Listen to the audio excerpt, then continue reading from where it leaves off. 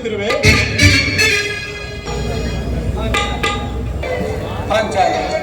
ಕಳೆದುವಾದ ದುರ್ಘಟನೆಗಳನ್ನು ಹಗಲಿರುಳು ನೆನೆದು ಈಗೇಕೆ ನಿನ್ನ ಮನಸ್ಥೈರ್ಯವನ್ನು ನಾಶ ಮಾಡಿಕೊಳ್ಳುತ್ತಿರುವೆ? ನಿನ್ನ ಬಹುದಿನದ ಚಿಂತೆಯು ದೂರವಾಗುವ ಕಾಲ ಬಹಳ ಸನ್ನಿಹಿತವಾಗಿದೆ. ಶಾಂತಳಾಗು ದ್ರೌಪದ. ಏನು ಬಿಟ್ಟಿಲ್ಲವೇನಣ್ಣ ಹೇ ನಿನ್ನ ಹುಚ್ಚುತನದ ಭ್ರಾಂತಿ? ವಿಷದ ಕಜ್ಜಾಯವನ್ನು ತಿನ್ನಿಸಿ ನಮ್ಮ ಐವರನ್ನು ಕೊಲ್ಲಲೆತ್ತಿಸಿದ ಆ ವಿಷಗಂಧುಗಳೇ ನಮಗೆ ಶಾಂತಿ. ಯುದ್ಧದಲ್ಲಿ ನಮ್ಮ ಸಿರಿಯನ್ನೆಲ್ಲ ಅಪಹರಿಸಿ ಘೋರ ಕಷ್ಟಫಲವಿಲ್ಲದೆ ತುಂಬಿದ ರಾಜಸಭೆಯಲ್ಲಿ ಪಾಂಚಾಲಿ ನನ್ನ ಕಡಿಮೆ ಕೊಳಗಟ್ಟಿ ಕರರಲ್ಲ ಆ ಪೂರ್ಣ ಕಿವಿ ಆಗಲೂ ಶಾಂತಿ. ಹಡಿಗೂ ಕರಾಳ ಧೂಮಕೇತುವಿನಂತೆ ಹಟ್ಟಗಟ್ಟಿ ಕಾಡುತ್ತಿರುವ ಆ ಕುರುಸಂತದ ಘೋರ ಕೃತ್ಯಗಳು ನಿಮ್ಮ ಚಿತ್ತಕ್ಕಿನ್ನೂ ಕಿಚ್ಚಲತ್ತಿಸುತ್ತಿಲ್ಲವೇ? ವಿಷಪ್ರಾಸನ, ಕಪಟ ದೂತ, ಭೀಕರ ಕಾನೂನು ವಾಸ, ಕೈಲಾಗದ ಹೇಡಿಗಳಂತೆ ತಲೆಮರೆಸಿಕೊಂಡು ಮುಗಿಸಿದ ಅಜ್ಞಾತವಾಸ, ಇವುಗಳನ್ನು ಒಮ್ಮೆಯಾದರೂ ಸ್ಮರಿಸಿಕೊಳ್ಳಿ. ನಿಮ್ಮ ಚಿತ್ತ ವಿಚಿತವಾಗಿ ಪ್ರತಿಕಾರ ಮುನ್ನುಗ್ಗಿದರೂ ಬಾರಿಗೂ ಈ ಶಾಂತಿವಾದವನ್ನು ಏಕೆ ಅಪೇಕ್ಷಿಸಬೇಕಾಗಿರದ ಸಹೋದರ ಭೀಮಸೇನ?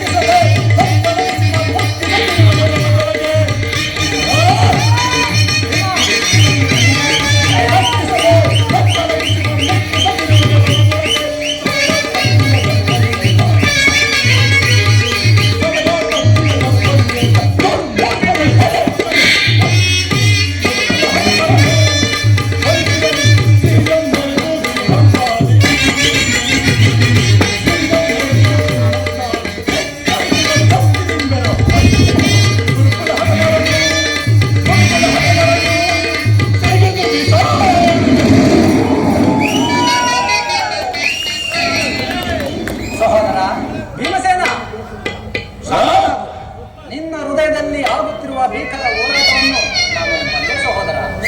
ಮುಂದೆ ನಡೆಯಲಿರುವ ಮಹಾಯುದ್ಧದಲ್ಲಿ ಶ್ರೀಕೃಷ್ಣ ಪರಮಾತ್ಮನು ನಮ್ಮ ಪಕ್ಷವನ್ನು ವಹಿಸುವನೆಂದು ಅಭಿಪ್ರಾಯಪಟ್ಟನು. ಈ ವಿಚಾರವನ್ನು ಈಗ ತಾನೇ ದೂತನು ತಿಳಿಸಿದರು. ಇನ್ನೇನು ಅರ್ಜುನನ ಜೊತೆಯಲ್ಲಿ ಪರಮಾತ್ಮನ ಆಗಮನ ಆಗುವುದು. ನಂತರ ನಮ್ಮ ಮುಂದಿನ ನಿರ್ಧಾರವನ್ನು ಆಲೋಚಿಸೋಣ. ಶಾಂತನಾದ ಸಹೋದರ. ಕೃಷ್ಣ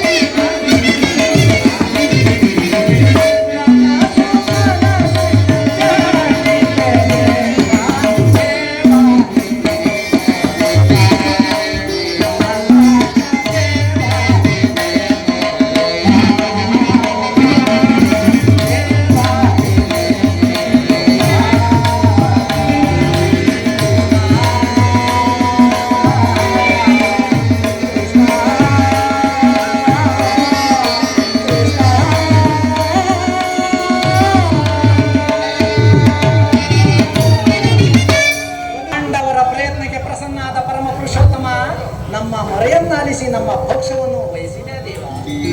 ದೇವ ನೀವು ನಮ್ಮ ನೆನಪಿರುವ ಕೃತಿಯು ಬಹಳ ಅಪಾರವಾದುದು ದೇವ. ನನ್ನನ್ನು ಇಷ್ಟೊಂದು ಹೊಗಳಿಕೆಯಕ್ಕೆ ಕರ್ತವ್ಯ ಪರಿಪಾಲನೆ ನನ್ನ ಮುಖ್ಯ ಉದ್ದೇಶ. ಅದು ಆಗಿರಲಿ, ನಮಗೆ ಬರಬೇಕಾದ ರಾಜ್ಯದ ವಿಚಾರದಲ್ಲಿ ಯಾವ ನಿರ್ಧಾರವನ್ನು ಕೈಗೊಂಡಿರಿ? ಪರಮಾತ್ಮ, ಪ್ರಸ್ತುತವಾದ ರಾಜ್ಯದಾಸಿಗಾಗಿ ಬಂಧು ಬಾಂಧವ ಪ್ರಜಾ ಕೊಡೆಯನ್ನು ಕಳೆದುಕೊಳ್ಳುವುದರಿಂದ ಪ್ರಯೋಜನವೇನು ದೇವ? ಅದಕ್ಕಿಂತ ಉಭಯರು ಶಾಂತಿಯಿಂದ ಬಾಳುವುದು ಒಳ್ಳೆಯದಲ್ಲವೇ ಪ್ರಭು? ಅಂದರೆ ನಮ್ಮ ಮಾತಿನ ಅರ್ಥ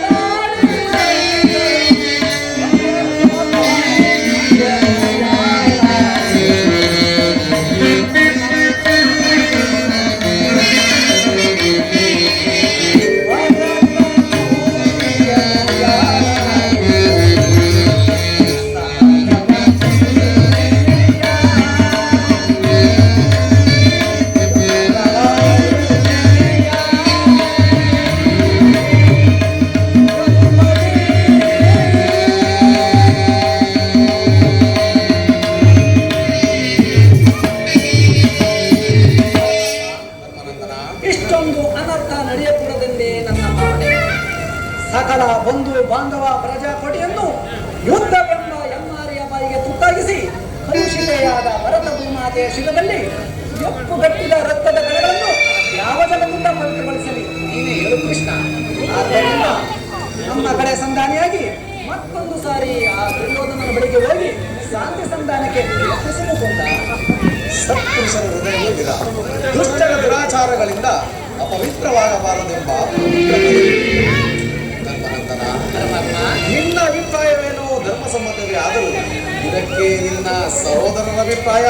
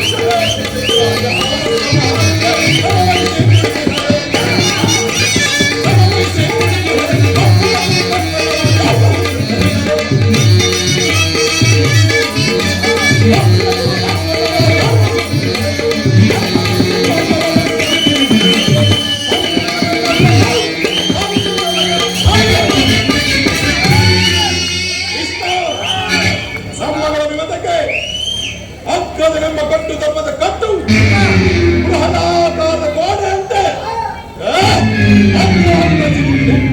ಅದನ್ನು ಛೇದಿಸಿ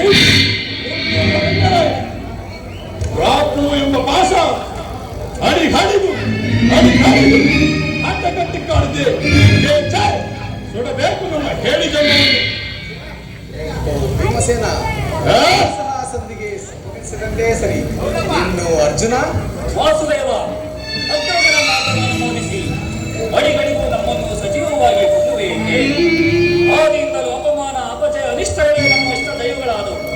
ಅವುಗಳನ್ನು ಆದಷ್ಟು ಬೇಗ ಭೇದಿಸಿ ಮುನ್ನುಗ್ಗುವಂತೆಯೇ ಧಾತೃ ಎಂಬ ಮಮಕಾರ ತಪ್ಪು ನಮ್ಮನ್ನು ಮುಂಬರುತ್ತಿಲ್ಲ. ಛೀ, ಈ ಹೇಳಿ ಜನ್ಮಕ್ಕೆ ಧಿಕ್ಕಾರವಿದೆ. ಅರ್ಜುನ, ನೀನು ಸಹ ಸಂಧಿಗೆ ಸಂಭವಿಸಿದಂತೆಯೇ ಸರಿ. ಇನ್ನು ಮಹಾಮೇಧಾವಿಗಳಾದ ನಕುಲ ಸಹದೇವರು ಅಣ್ಣನ ಮಾತನ್ನು ನಿರ್ವಹಿಸುತ್ತಿರುವರೆ ತಂಗಿ ನರೇಂದ್ರನಂದಿನಿ ಏಕಮಾತಿಗಳಾಗಿದ್ದಂತೆ ಈ ನಿನ್ನ ಪದಿಗಳ ಅಭಿಪ್ರಾಯ ನಿನಗೂ ಸಮ್ಮತಿದ್ದಾನೆ? ಅದು ಹೇಗೆ ತಾನೇ ಸಮ್ಮತವಾಗುತ್ತದೆ? ಪತ್ನಿಗಾದ ಅಪಮಾನದ ಕೆಲವೇ ಪರಿಜ್ಞಾನವಿಲ್ಲ. ಈ ರೀತಿ ಸಂಧಿ ಯಾಚಿಸುತ್ತಿರುವ ಈ ನೆನಪುತ್ತಿಲ್ಲ ಮಾತು ಅದು ಹೇಗೆ ತಾನೇ ಸಮ್ಮತವಾಗುತ್ತದೆ?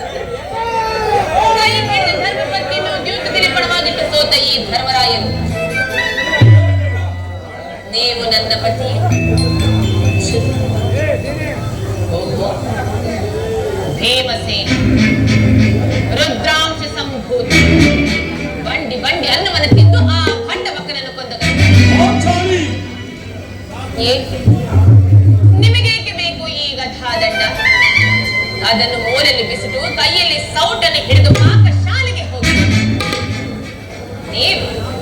ನೀವು ಸಹ ನನ್ನ ಪತಿಯೇ.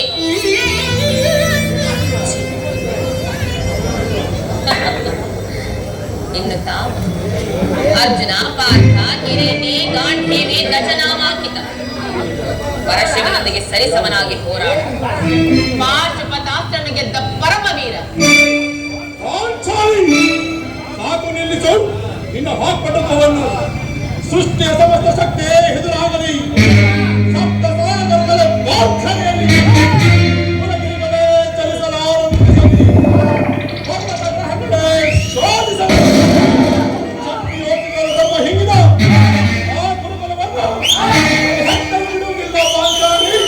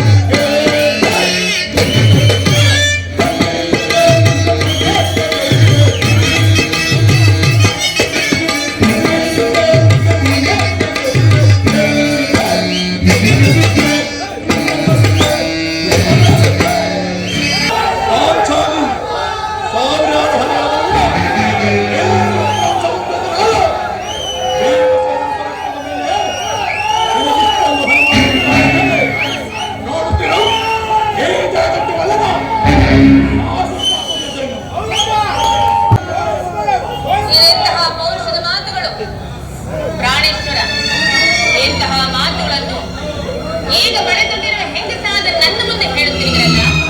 ಅಂದು ತುಂಬಿದ ರಾಜ್ಯಸಭೆಯಲ್ಲಿ ಆ ದುರುಳ ದುಶ್ಯಾಸನನು ಈ ನನ್ನ ಸೀರೆಯನ್ನು ಸಿಡಿಯುವಾಗ ಎಲ್ಲಿ ಹೋಗಿತ್ತು ಈ ನಿಮ್ಮ ಮಾತು, ಈ ನಿಮ್ಮ ಪೌರುಷ? ಸಾಕು ಮಾಡಿ ನಿಮ್ಮ ಮಾತುಗಳನ್ನು. ಪ್ರಾಣೇಶ್ವರ, ಏನಿದು? ನಿಮ್ಮನ್ನು ನಾನು ವಿಚಾರಿಸಿಕೊಳ್ಳಲೇ ಇಲ್ಲವೆಂದು ಮೌನವಾಗಿ ನಿಂತಿರುವಿರಾ? ಇದೇನಿದು ಸ್ವಾಮಿ? ಅಂದು ತುಂಬಿದ ರಾಜ್ಯಸಭೆಯಲ್ಲಿ ಆ ಕರ್ಣನ ಶಿರಸ್ಸನ್ನು ಈ ಧರೆಗೆ ಕೆಡಹುವ ಎಂದು ನೀವು ಮಾಡಿರುವ ಪ್ರತಿ ಏನಾಯಿತು? ಮರೆತು ಹೋದರೇನು? ನೀವು ಸಹ ನನ್ನ ಪತಿ. ನಾಚಿಕೆಯಾಗುವುದು ಇಲ್ಲವೇ ನಿಮಗೆ?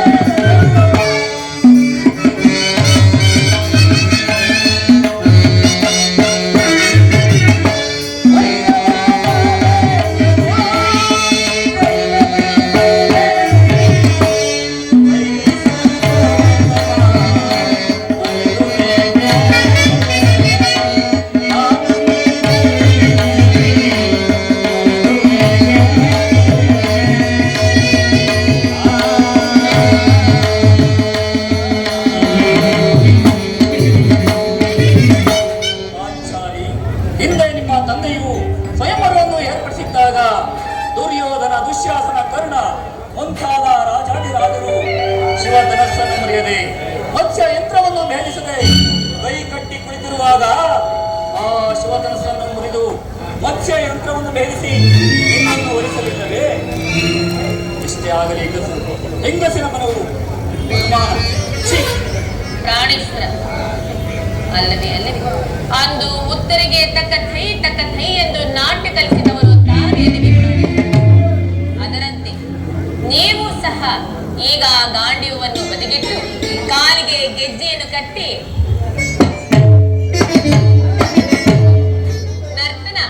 ನರ್ತನವನ್ನು ಮಾಡಿ ಹೋಗಿ ಸ್ವಾಮಿ. ನೀವು ಸಹ ನನ್ನ ಪತಿ. ಸಾಕು ಮಾಡಿ ನಿಮ್ಮ ಮಾತುಗಳನ್ನು. ಅಣ್ಣ, ಇವರಾರು ನನ್ನ ಪತಿಗಳಲ್ಲ, ಇವರೆಲ್ಲರೂ ನನ್ನ ಅಣ್ಣ.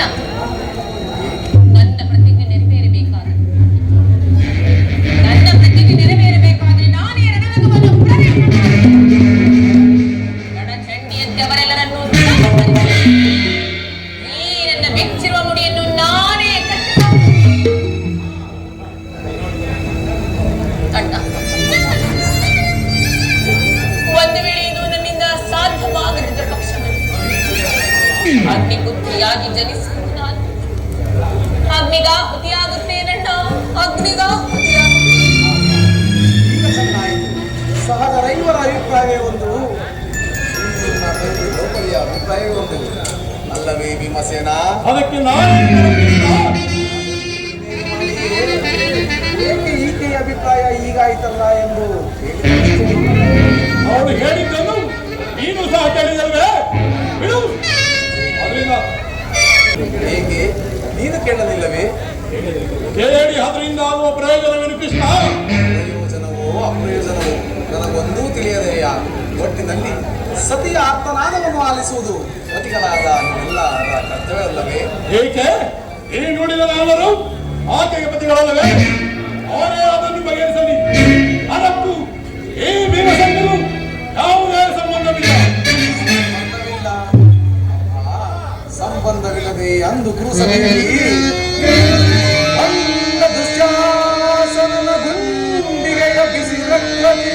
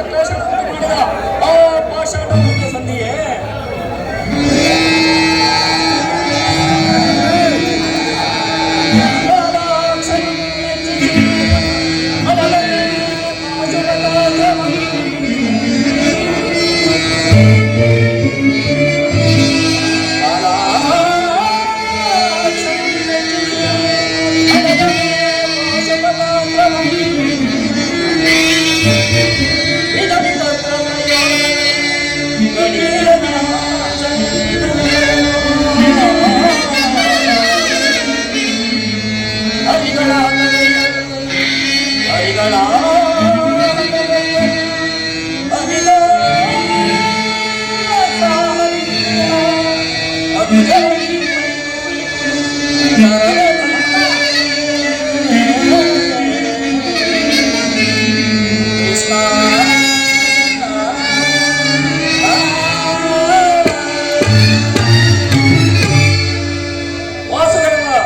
ಮುಖ್ಯವಾಗಿ ಪಾಂಡವರ ಕೀರ್ತಿ ಪ್ರತಿಷ್ಠೆಗಳು ಆ ಚಕ್ರಾರ್ಥವಾಗಿ ಉಳಿಯಬೇಕಾದರೆ ಈ ಸಂಧಿಯನ್ನು ನಿರಾಕರಿಸಬೇಕು.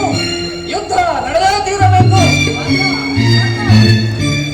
ಧರ್ಮನಂದನ, ಈ ಮಾರ್ಜನರು ಬಹಿರಂಗದಲ್ಲಿ ನಿನ್ನ ಮಾತಿಗೆ ತಲೆಬಾಗಿದರೂ ಸಹ ಅವರ ಅಂತರಂಗದಲ್ಲಿ ಸೇಡಿನ ಜ್ವಾಲೆ ಒತ್ತಿ ತಗದಲ್ಲಿ ಅದನ್ನು ದಮನ ಮಾಡುವ ಶಕ್ತಿ ಅವರಿಲ್ಲದೆ ಈ ರೀತಿ ಕವನ ಬಿಡುತ್ತಿರು. ಇಂತಹ ಸಂದರ್ಭದಲ್ಲಿ ನೀನಾಡುವ ನಿರ್ಧಾರವನ್ನು ಕೈಗೊಳ್ಳಲಾಗುವುದು. ಧರ್ಮನಂದನ